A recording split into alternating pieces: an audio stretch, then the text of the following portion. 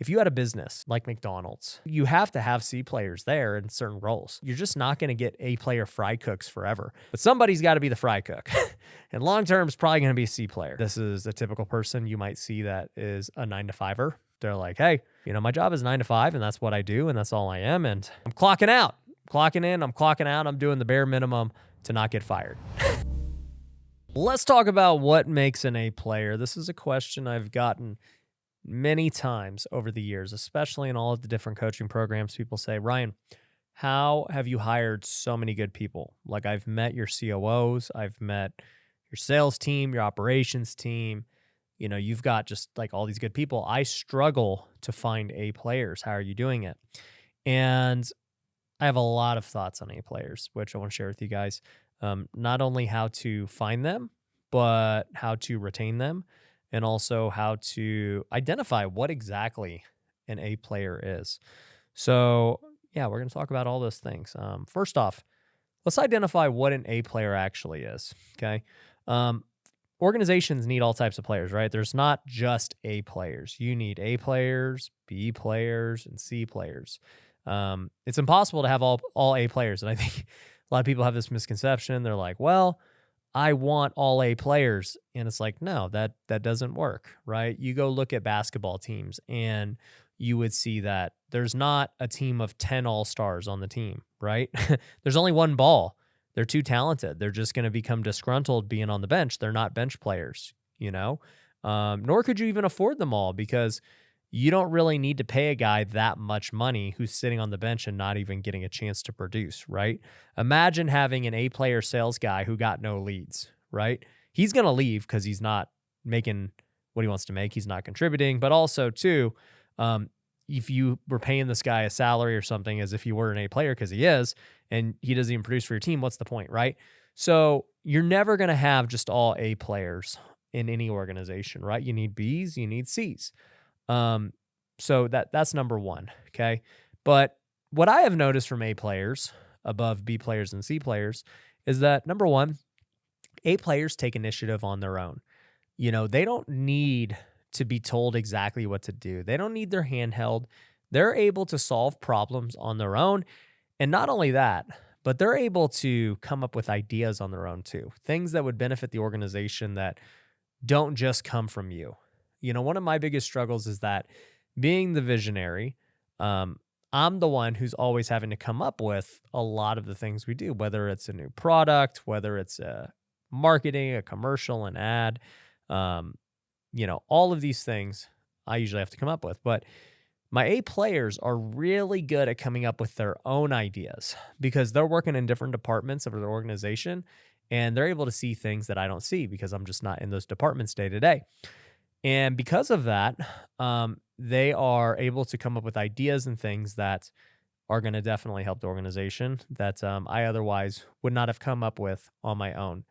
And so I really enjoy A players for that reason. And, if you have enough of those guys who are really brilliant, who are good thinkers, and who can help you come up with ideas too, that to me is an A player right there. They take initiative. They will go and do things without you having to tell them what to do. They come up with new ideas to push the company forward, and, all those things. Now, what would a B player look like then? Well, I think a B player is still a great employee. I mean, dude, if I had only A's and B's, we'd be good. But I think a B player is somebody who more so needs to be told what to do. They're maybe not talented enough or confident enough yet to make decisions on their own. When a problem arises, they can maybe handle the small problems, but the big problems and things they need to be involved in. Well, I guess the big problem's in their mind anyways. And, they need to be reaffirmed of their decisions, and just to make sure that they're doing the right thing. And it's not because of they're just not good enough or they're not good people. It's just like, that's just who they are. That's kind of what makes them what they are. A lot of B players are more so, I would say, a pure operator. They just don't have the creative ability to come up with creative solutions and new things that would push the company forward. they're what I would call like really good managers. If you tell the manager what exactly to do, a B player will go out and execute it really well. Whereas an A player is kind of a blend between a visionary and an operator. Not only will they do what you tell them to do really well, but they will also think of other ways to make things better and to push the company forward. So I would say that's the key difference. And I have both, at high levels in my company. I have, people that they just need to be told what to do, and that's their persona, and others who are willing to really get after it and tackle things on their own. Okay. And let me say this too. Just because somebody's not creative doesn't mean they can't be an A player. I would say, I have a few people like this in my organization that don't necessarily think of things, but they have so much on their plate with executing that they're just beast when it comes to execution. I would say like my sister Noelle, who is the COO of kind of like my parent company, Pineda Company. She's definitely an A player, right? But she's not over here thinking of all these things that we could be doing as companies. She is more so managing all of my thoughts and making sure the things I have set forth get done. And I don't need her to think of any new ideas. She's got more than enough on her plate to execute the ideas that I have. Now, I have COOs in the individual company level. I'll give you an example. A guy like Brian Davila, who was on the podcast recently. This guy, A player to the fullest, not only can he execute what we need to get done operationally, he may not be the one executing it, by the way, but he will hire the person who needs to execute it. And he's aware that, if we need somebody, right? But he is also willing to take initiative and push us forward. He, the other day he was like, hey, I think we need to get Gary Harper, who was also on the podcast, my business coach. He's like, I think we need to get him to come train us a future flipper and restructure us. I think as we reach this next level of growth, we're going to need Gary to help us. And I said, okay, let's bring him in, right? It wasn't on my radar. I wasn't looking to bring him in again, but Brian took it on his own initiative. Same thing with our events, taking it on his initiative. He's like, hey, I want to go out and get sponsors for the events and do all these things. I'm like, great, go do it. He'll be like, hey, I want to go get this sales training for our sales team. I looked into it, looks really good. And I'll be like, great, go do it. Like he's just basically getting the okay from me because it's going to be a very expensive purchase to go hire all these people and do these different things. But other than that, small things, I don't even hear about all the small things that he's doing. So taking initiative is definitely a big part of being an A player. Another thing with an A player is that they're always looking to grow. Most of these A players are super driven. They're not happy being in the same place.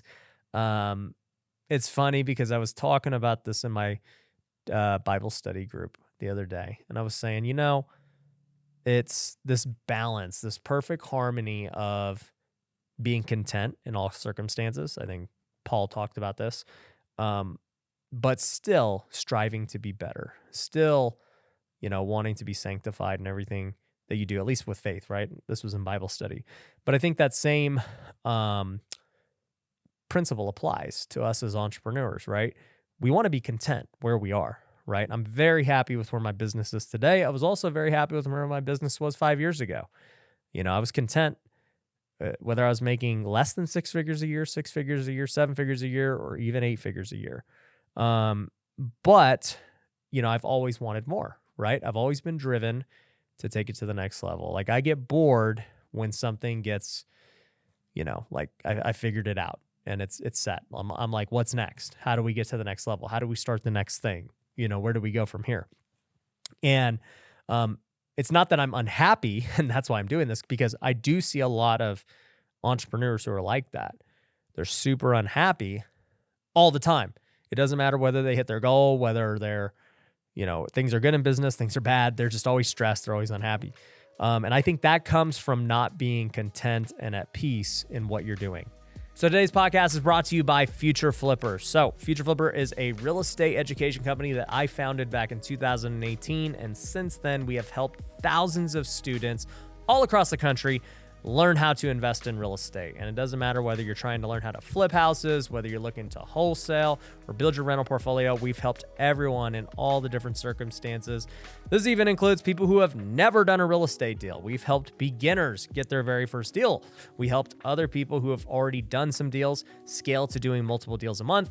And we've even helped people get to my level, people to scale their business to doing over 100 deals a year, learning to become an owner of the company and not be involved in the day-to-day, and learn how to delegate and hire employees at the highest level. So regardless of what boat you are in, we can help you out at Future Flipper. We've got amazing events. We've got amazing coaches. I coach directly in Future Flipper, and I would love to help you get to the next level. So all that being said, if you are interested in getting a free consultation call, a free strategy call to see what it's going to take to help you get to the next level, go to futureflipper.com and you can book a call with my team. Once again, check out futureflipper.com to book a call. I know that many of my listeners on this podcast are high-income earners in fields outside of real estate. And they always ask me, Ryan, how should I invest my money? Should I go start flipping houses? Should I buy an Airbnb? Should I buy rentals? What do you think?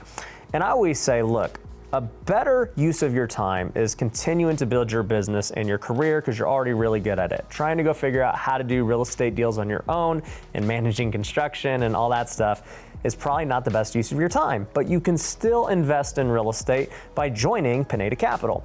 We will do everything for you. We will find the deals, we will manage them, we will get them renovated, we'll get them rented out and everything else. All you've got to do is invest and you're gonna get a return on your money. So if you wanna figure out what is the next deal that you can invest in, you can go to pinedacapital.com. Currently, we're only open it to accredited investors only. So if you want to get in on our next deal and you want to get on the VIP list, definitely go to pinedacapital.com and apply today.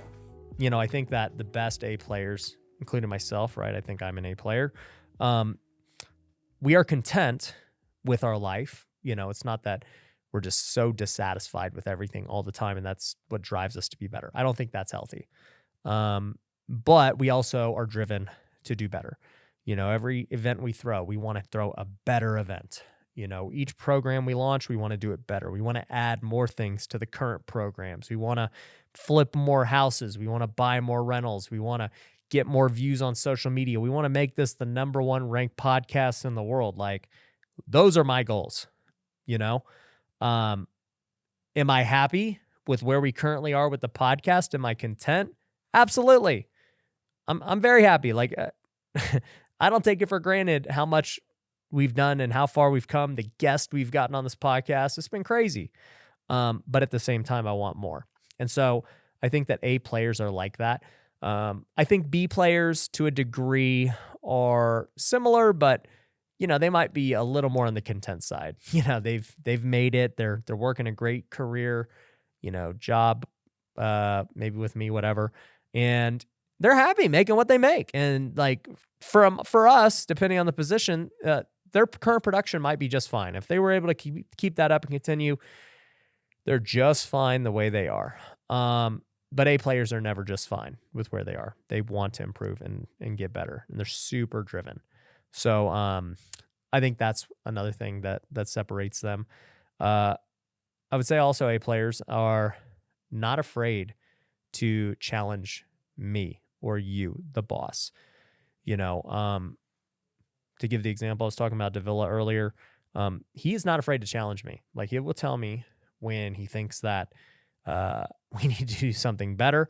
You know, he was telling us as we've been doing this revamp for our social media, he's like, hey, Future Flipper, it's not good enough. Our social media Future Flipper is not good enough. Who do we need to hire? We need to hire someone else because these guys aren't getting it done.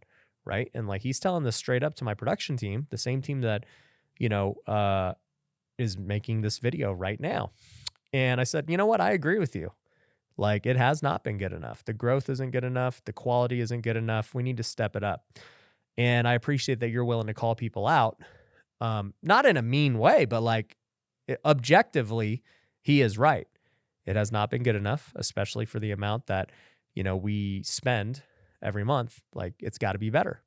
And so, you know, we're revamping that. We're creating a whole new process. And, you know, I appreciate that he's willing to challenge me, challenge the rest of the team to be better, to hit this better standard. You know, I've had this happen in, you know, many of my different companies. Um, my sister will say things to me and say like, Ryan, I don't think that's smart, right? Like I'm not a detail oriented person. And I'll be like, let's just do it. Screw it. We're going with my gut. This feels good.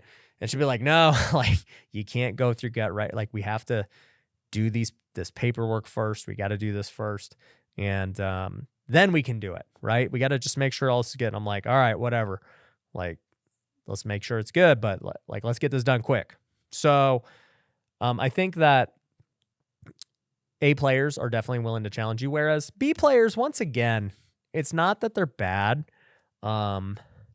It's just like they might just be more of a yes man than an A player. You know, instead of trying to rock the boat or anything or speak their mind, they might just kind of go with the flow and all that. And that's not necessarily what you want. You want people that are willing to really give their true feedback and opinion because that's what's going to push the company forward, not just everybody, you know, saying, oh, well, this is what Ryan said. I guess that's all we can do.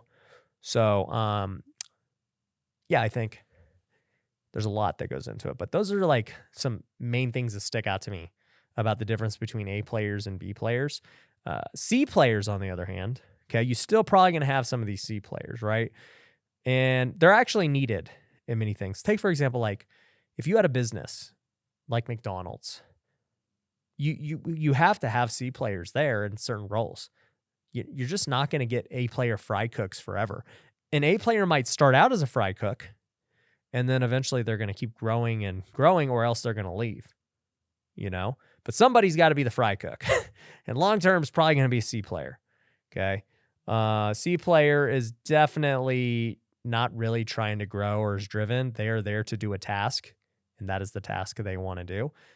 This is a typical person you might see that is a 9-to-5er.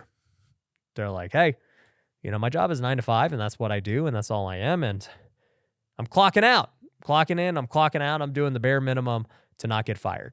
That's how I would decide. That's how I would phrase a C player. They'll do the bare minimum not to get fired. A D player is getting fired. They're just not good. A C player is definitely not challenging you. They're way too scared to lose their job. They wouldn't dare do that. So I think that kind of gives you the wide scope of the A, the B, and the C type player, right? Now, let's talk about how to find A players and then, you know, how to retain them. So with finding A players, first thing I'll say is before you ever go look for one of them, you need to figure out you, okay? An A player ain't following a C leader or even maybe a B leader, okay? Because they know, like, there's no point. That they are more talented than you. They are better than you. You don't really deserve to lead them because of the circumstance, whatever, right? And they may do it for a time, right? Because there are A players who have it within them who just aren't there yet as far as like career path. They haven't made the money yet. They haven't earned it yet, but you could just see within them, they are an A player and they're going to be big. I've had many people like this. They start out just entry-level jobs. They move their way up because you can see they're driven, they're ready, they want to grow, all those things. But here's the deal. You will attract the level of talent around you that is on par with your own talent and leadership ability. So what I mean by that is if you're a C or a B, and be objective, you will only get C's and B's. They may seem like an A player to you because you don't know what being an A player is because you ain't one, right? So your version of an A player might be like, yeah, I'm a B player and I got a B. This is great. It's like, no, you don't even know what an A player is. Like you got a lot to learn. So I think with attracting A players and getting them, it starts with you. You must become an A player. You must become a better leader. And I'll tell you, for me, I get a ton of people who want to work with me, really talented people, you know, and it wasn't always this way. I had to develop myself as a leader. I had to develop myself as a guy who cared about people more than I used to. I had to develop myself as somebody who understood other people and understood what they were looking for in working with me, for me, partnering with me, whatever. If I could understand that, then I could find out whether or not they were going to be a fit, and I could figure out whether or not I could get them to stay with me for the long haul, because I know what they're looking for, and I know what motivates them and drives them. And so it all starts with you. So when people ask me that, like, how do you get some of these guys? Well, I think that I attract a lot of them based on how I carry myself. I carry myself with confidence, with, I don't like when people say humble. Like, Gary Vee says it all the time, like, I'm so humble. I know it. I'm like, that doesn't really make sense. But like, I guess the best way I can put it is that I carry myself with the confidence that we're going to crush it and we're going to dominate, but also with, I guess, the awareness to be humble about it in a way of like quiet confidence. And like, you could see we're going to win. I don't need to tell you we're going to win. I don't need to boast about it. I don't need to tell social media how good we are. If you're around me, you know we're going to win. And that's what and I learned that in sports, like the biggest talkers and yappers. I mean, there were some that, they were great talking that way, but a lot of the best players you saw, man, these guys you could just feel it. They had the it factor. You just know, being around them, we're about to win this thing. They don't need to tell you, And so I think that over time, I've kind of developed that as I've gotten better as a business owner, as a leader. My skills have developed over the years of managing people and finding the right people and everything else. And so, you got to raise your level. That's going to be step number one. Step number two is you want to attract people who are like you. And this comes back to your core values, right? If your core values are known and you only hire people who fit your core values, then you're going to be just fine. Okay. And your company is going to have a bunch of people who look and act like you. And when I say look like you, I'm not talking the same race or all that stuff, but you might get that. When I say look like you, I'm talking like you guys have the same moral compass, the same work ethic, the same intangibles. For those who don't know, my core values are: number one, serve others; number two, play fair; number three, no ego. Number four is like just slipping off my mind because I'm like freestyling this whole podcast. But serve others, no ego, play fair, and train daily. Okay. So train daily is pretty much what we've been talking about. People that are super driven, looking to grow. The number one question I get asked by entrepreneurs is, Ryan, how do I create a personal brand like you have? How do I start monetizing social media? And I've been asked it so many times that I said, you know what? It's time to start a business and teach everyone exactly how I've done it. If you want to learn how I've been able to grow my social media following to 1.7 million followers in just 2 years, and you want to learn how we've gotten over 500 million views and turned those views into over $1 million a month in revenue, then Content Empire is for you. You see, there's a lot of people who are teaching how to go viral on one platform, or how to run paid ads or funnels, but nobody has figured out how to organically merge the two. Most people think it's pay to play. But if you want to learn how to get organic content, build a fan base, build people who want to buy your products who don't need to be sold, then I want you to go to contentempire.io, apply for a free strategy session with my team. We will teach you how to build your business on social media and monetize. So once again, go to contentempire.io and we'll chat with you. One of the most overlooked aspects of running a business is who you're using for your bookkeeping, accounting, and your taxes. Unfortunately, most investors go the cheap route and they end up paying for it in the long haul. They're not properly keeping books. They have no idea how much money is coming in, how much money is going out. They're really just running off of their gut instead of running on hard data.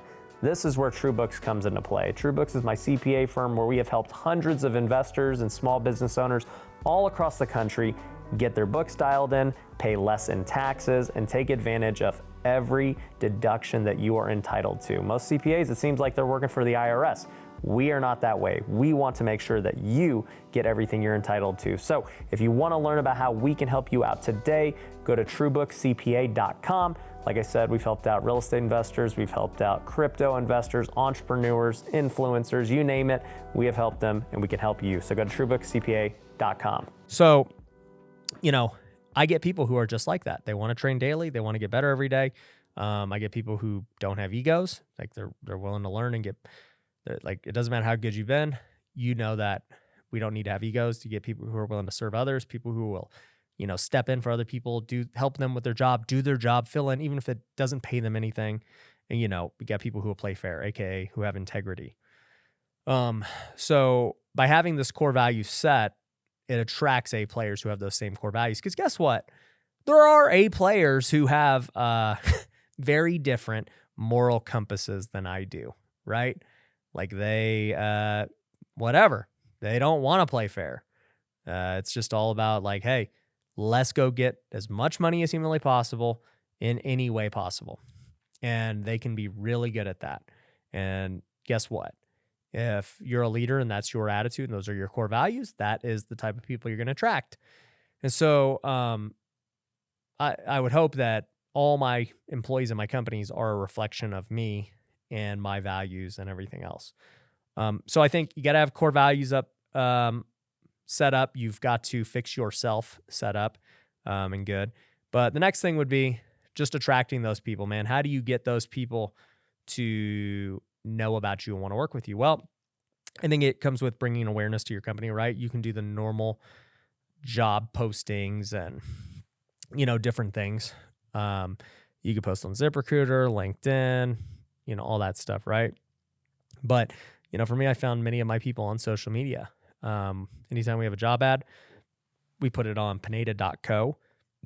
For any of you listening, you can go there right now and look at, any of our careers. You might be an A player who wants to work with us. That would be pretty sweet, right? This is actually how a lot of it happens. They see a job posting on social media and they say, oh, wow, okay. I look like I could fit that role. Let me do that. And, I don't know that they're an A player. I've never met these people yet, but over time you start to see like, wow, this person is really talented. And, they were very easy to hire because they knew already what I was all about. They've listened to this podcast. They know the requirements that I look for, and they say, I think I could fit all those. And, they apply.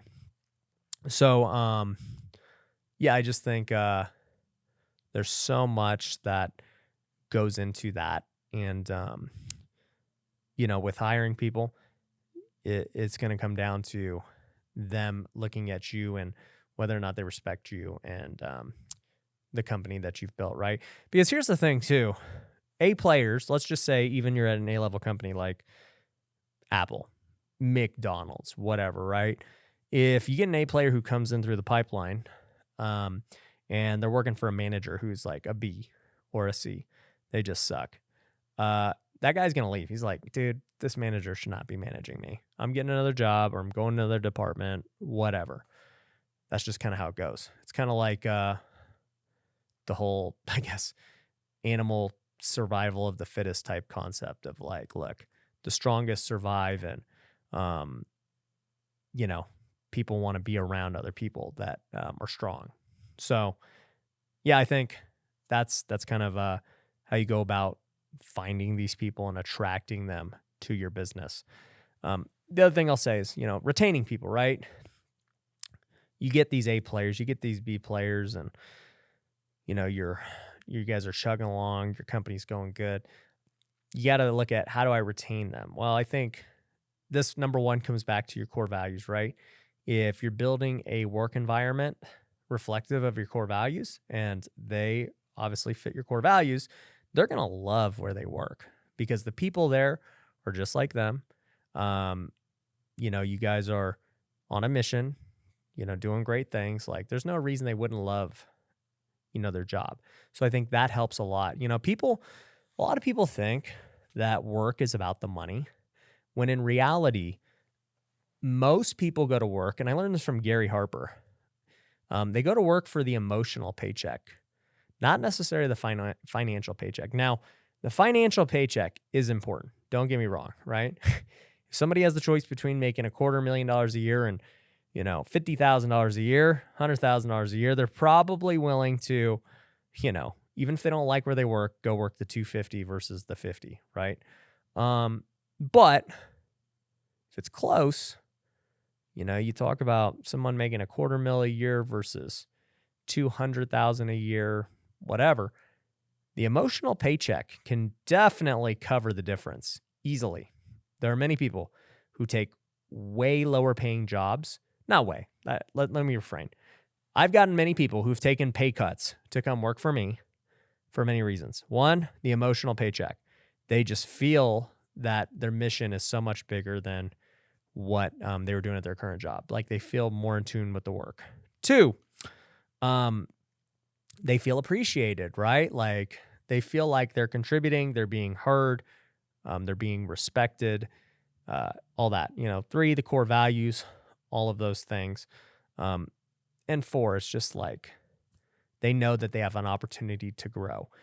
Maybe at their last job, they knew they were capped. They knew that there wasn't, much upside beyond the position they're currently in. And that's kind of scary for A players, right? When they feel like they can't grow anymore, they're kind of looking for the next thing. And so I think I say all this to show you, like for us, when I attract somebody like that, I let them know that, hey, yeah, this is a pay cut, but kind of here's our mission, here's what we're doing. And if you want to grow in your position, here are things you can do. It might be the same exact position, but you can go make twice the money if you do these things, right? Maybe it's a commission-based job. Maybe there's an opportunity for a promotion in some other department or the same department, or maybe there's going to be something with another company that doesn't exist today. That's happened a lot with our employees. They switch companies, or they work for multiple companies, and that's kind of how it goes.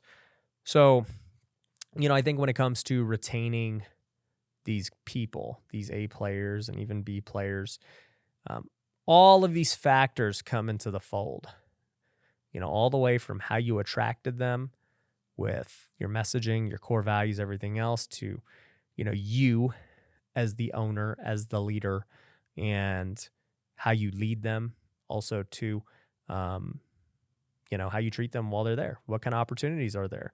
How's the workplace environment? How is all that stuff? If all of that is square, then I think you're going to have a lot of success retaining the A players. And, last thing I'll touch on about this is, for me, I think that it's important to have self-awareness of where you stand in kind of the, it's not the animal kingdom, but like I forget what they call it. But, where do you stand in just like the herd, right? Like there's always rankings, okay? If somebody has the choice between all things being equal, right? Same city, same job, same pay, everything else, right? If they had the chance to work for you versus your competitor, or let's just say you versus me, right? Who do you think they would pick? That's a question to ask yourself. Because if they would pick me, then, or your competitor, let's just say, then it tells you there's something that is not as good about your company, you as a leader, or your environment, or something like that, right? If pay and all those things are created equal. So how do I improve that? Because if I improve that, it's going to allow me to get more talent into my organization, and it's going to allow me to attract more people and maybe even pay them less, like I said. You can get a lot of people who work for less because they're getting a much better emotional paycheck and they have more hope for the long term. So have an honest reflection about that. And this is the last thing I'll say. Let me end on this, okay? If you have a problem with people constantly leaving you, people resigning, you can't get people to work for you, etc., it's probably you, okay? Unfortunately, it is probably you. You should be the one firing people if like things are, you're running your ship good. There's nothing wrong with firing people, okay? If they're not doing their job, whatever. The moment, they always say slow to hire, quick to fire, right? But if people are leaving you, that's a problem because for whatever reason, you're not doing enough that they would want to stay at that job. So definitely think about that. If you like these solo podcasts, let me know in the comments. But thanks for watching. I'll see you on the next one. I hope you enjoyed this episode of the Wealthy Way podcast. If you got value, there are two things I want you to do. The first is go to wealthyway.com and get access to all of our free stuff. You can download our courses for free. You can use the Wealthy Way planner for free. You can subscribe to our newsletter. All of it's free. It is such amazing value. I want you to go take advantage of that. The second thing is, if you could go to Apple and leave a 5-star review, or if you're watching this on YouTube and subscribe, that would be amazing. It would mean a lot to me. In fact, if you leave a review, I might just shout you out on the next episode because we are reading those. So definitely check it out, and thanks for watching.